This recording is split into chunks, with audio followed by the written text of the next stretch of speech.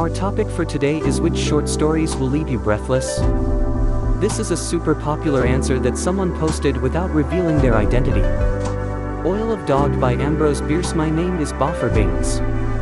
I was born of honest parents in one of the humbler walks of life, my father being a manufacturer of dog oil and my mother having a small studio in the shadow of the village church, where she disposed of unwelcome babes. In my boyhood I was trained to habits of industry. I not only assisted my father in procuring dogs for his vats, but was frequently employed by my mother to carry away the debris of her work in the studio. In performance of this duty I sometimes had need of all my natural intelligence, for all the law officers of the vicinity were opposed to my mother's business. They were not elected on an opposition ticket, and the matter had never been made a political issue, it just happened so.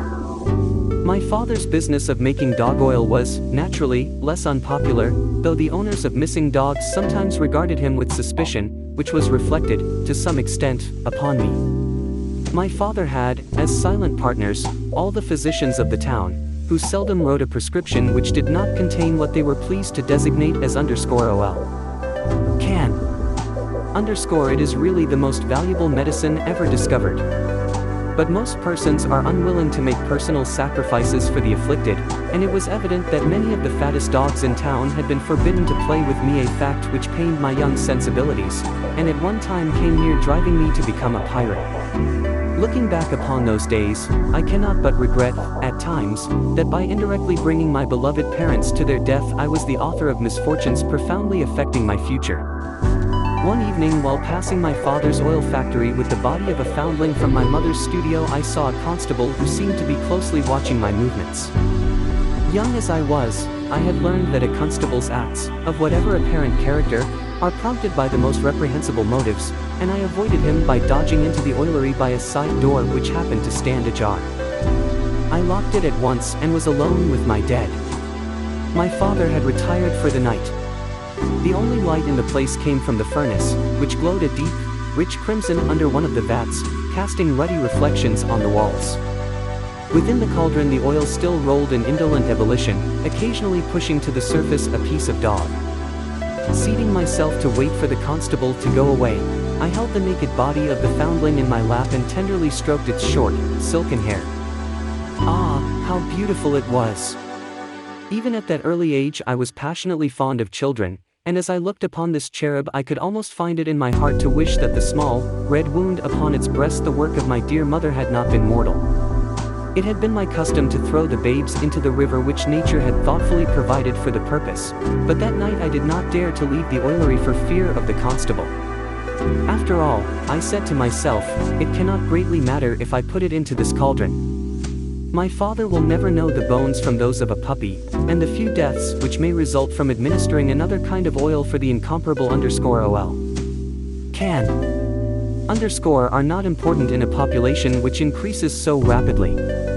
In short, I took the first step in crime and brought myself untold sorrow by casting the babe into the cauldron. The next day, somewhat to my surprise, my father, rubbing his hands with satisfaction, informed me and my mother that he had obtained the finest quality of oil that was ever seen, that the physicians to whom he had shown samples had so pronounced it. He added that he had no knowledge as to how the result was obtained. The dogs had been treated in all respects as usual, and were of an ordinary breed. I deemed it my duty to explain, which I did, though palsied would have been my tongue if I could have foreseen the consequences. Bewailing their previous ignorance of the advantages of combining their industries, my parents at once took measures to repair the error. My mother removed her studio to a wing of the factory building, and my duties in connection with the business ceased.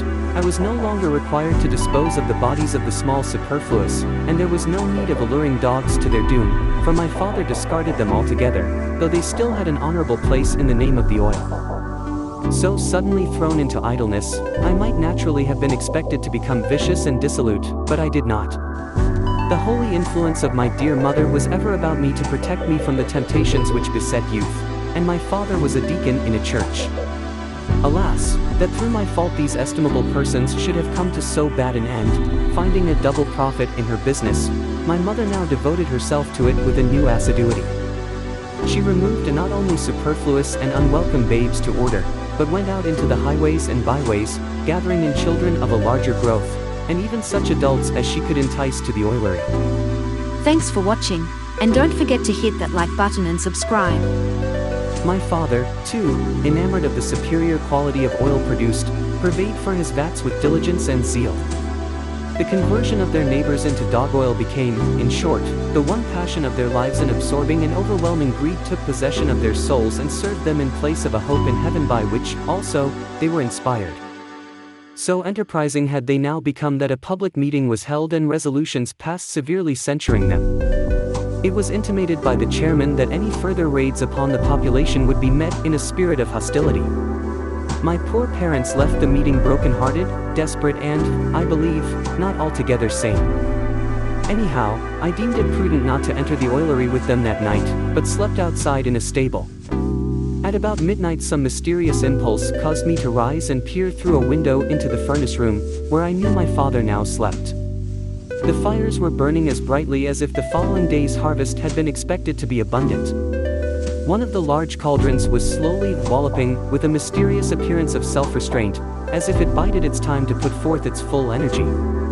My father was not in bed. He had risen in his night clothes and was preparing a noose in a strong cord. From the looks which he cast at the door of my mother's bedroom I knew too well the purpose that he had in mind. Speechless and motionless with terror, I could do nothing in prevention or warning. Suddenly the door of my mother's apartment was opened, noiselessly, and the two confronted each other, both apparently surprised.